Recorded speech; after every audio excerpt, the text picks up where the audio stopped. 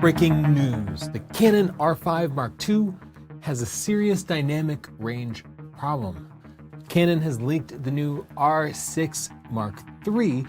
I count personally and tell you which camera manufacturer won the Olympics by having the most cameras on the sidelines.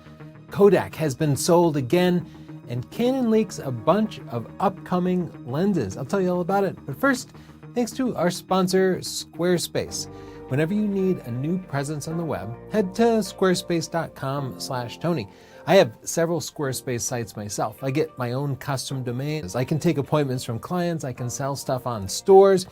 Whether it's a business, a personal project, your portfolio, your reel, anything you want to look great on the web starts at squarespace.com/Tony.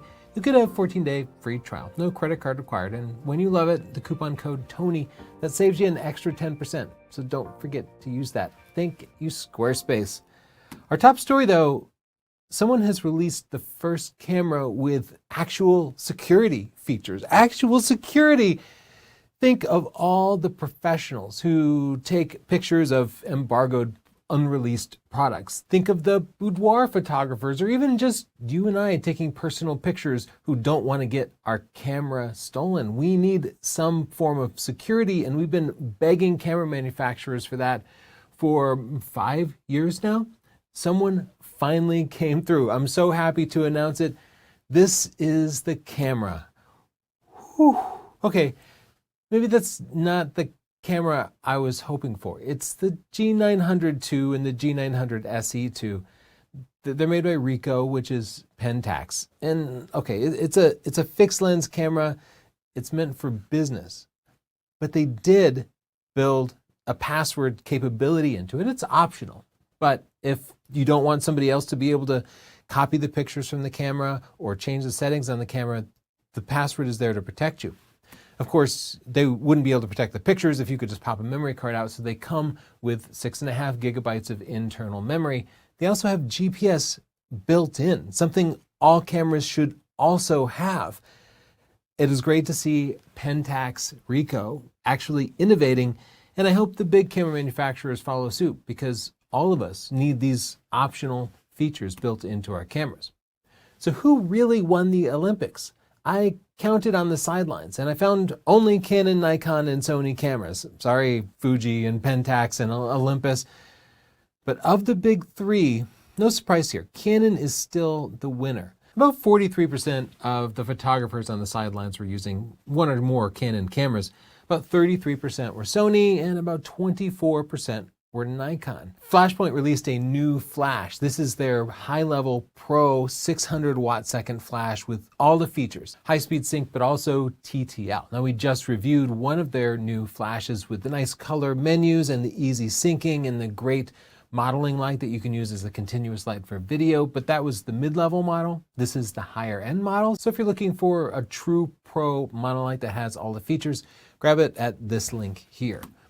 Kodak has been sold again. Now, quite a few years back, Kodak went bankrupt and was picked up by a little company who's mostly just used the Kodak branding to slap their name on all sorts of stuff, including like crypto generating computers and some photography stuff as well. But we haven't seen any innovation from Kodak since the bankruptcy, and we're not going to see any anytime soon. They were picked up by a California-based private equity firm who's kind of known for just sort of taking the pieces of a company and selling it off or finding some way to exploit it. Now, we covered who won the Olympics, but who's winning in actual camera sales? Well, based on Technosystems research and Nikkei, it seems like it's still Canon with about 41%, Sony with about 32%, and then Nikon with 13%. So that's actually pretty closely mirroring the numbers that we saw at the Olympics.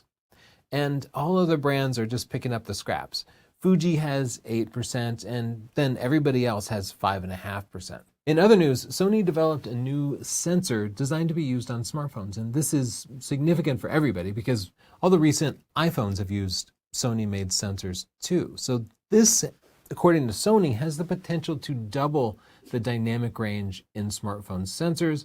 So that means it's pretty compelling because dynamic range is one of those things that currently holds smartphones back. Now, Not completely, because smartphones tend to overcome dynamic range limitations by using computational photography, where they take pictures at a variety of different exposures and then intelligently stack them together in a way that can extract far more dynamic range than you would normally get from a single image from a sensor that small. But still, doubling the dynamic range that a sensor can get has a lot of potential, not just for still photos, but really more so for video, where computational photography, the technology isn't quite there yet. Canon R5 Mark II images were analyzed by DP Review. That's right, they finally have their hands on a production copy, and would you guess that just like the Nikon Z6 Mark III, it gets its extra readout speed by sacrificing dynamic range. On their website, on the sample images that they provide, when you raise the shadows, it has way more noise. And that's pretty heartbreaking for a high megapixel camera that will frequently be used for low speed things like landscapes and portraits and weddings and events, things where you often need as much dynamic range as possible, where you need to raise those shadows up. Your images are going to be noticeably worse on the R5 Mark II than they were on the previous R5. So if you don't need the extra readout speed, you might actually produce better images with the older Canon R5. But ours should be arriving within the next week or so, and I will give it my own rigorous test in the lab and in the real world to find out how serious those dynamic range problems are. So subscribe to our channel to see that. I'll cover video too. Canon also leaked some new lenses. Now, they recently launched their 35 f1.4 prime, a lens we've been waiting for a long time, but I still miss a 24 and a 50 f1.4. Well, those are coming soon. They should be announced sometime in September, so pretty soon. This is via CanonRumors.com, and Canon patented some exciting lenses that are a little bit further out. They seem to be sports and wildlife zooms, so we might see someday a 400 to 600 f2.8 to f4 lens. We can also expect to see a 300 to 600 f2.8 to f4.5, though I bet they would only produce one of those two, so they're probably making two different options. And I think of those, the 300 to 600 f2.8 to f4.5L is probably the more compelling one. But that would be really great for faraway sports and wildlife work, because frequently I use a 600 f4 for wildlife, but often an animal actually comes too close, and that would be the best shot of the day if I could zoom back, but I can't zoom back, so the frame gets overfilled. I would love that lens personally, and it might make me switch to Canon. They also patented a 70 to 300 f4, and that's much faster and bigger than the traditional 70 to 300 lenses that we all see, so it should give you more background blur, better low light performance, and probably better autofocusing too. Now, the leaked specs of the Canon R6 Mark III. We're not expecting to see this until 2025, so these are still early and subject to change, but looking at the specs, well, they're totally believable. These are not some wild made-up specs. They pretty much exactly match the Nikon Z6 Mark III, which means they're super believable because that's its direct competitor. It's still going to have a 24 megapixel sensor, but they're upping the frame rates to do 4K at 120 frames per second instead of just 4K at 60 frames per second and full HD at 240 frames per second. That's the exact same video specs of the Nikon Z6 Mark III. They don't mention the frames per second, but the current Canon R6 Mark II does 40 frames per second.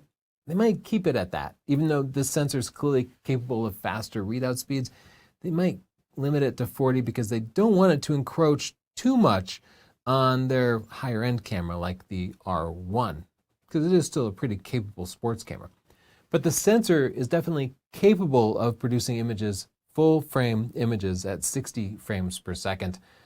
So we might see that just to keep it in competition with the Z6 Mark III that will do 60 frames per second JPEGs. Canon's leaked specs say that it will have improved IBIS, the sensor stabilization, and more precise autofocus. Maybe that means it'll have the same autofocusing system of the R1. It's getting the original R5's electronic viewfinder, so a higher quality viewfinder, but it won't have the eye control autofocus of the R5 Mark II. In the comments down below, tell me if you're interested in the R6 Mark III if you want that cool waterproof Pentax camera that has security features. And be sure to subscribe to see our upcoming review of the R5 Mark II and our stills review of the Nikon Z6 Mark III. And don't forget to check out our sponsor, Squarespace. Start at squarespace.com/Tony anytime you need a web presence. I'm not saying give up on social media, but use your social media to drive people to your own domain. Like I have northropphotography.com. Get your own domain. You can sell products there, take appointments from clients, but most importantly, you control the entire website. You can use your own branding, your colors, your fonts, and you won't have any ads from your competitors like you always see at social media. Every professional business should have their own site. So start at squarespace.com/Tony. They make it so easy to make a reliable and fast website. And when you love it, after your free trial, the coupon code Tony will get you 10% off. Thank you, Squarespace. Bye.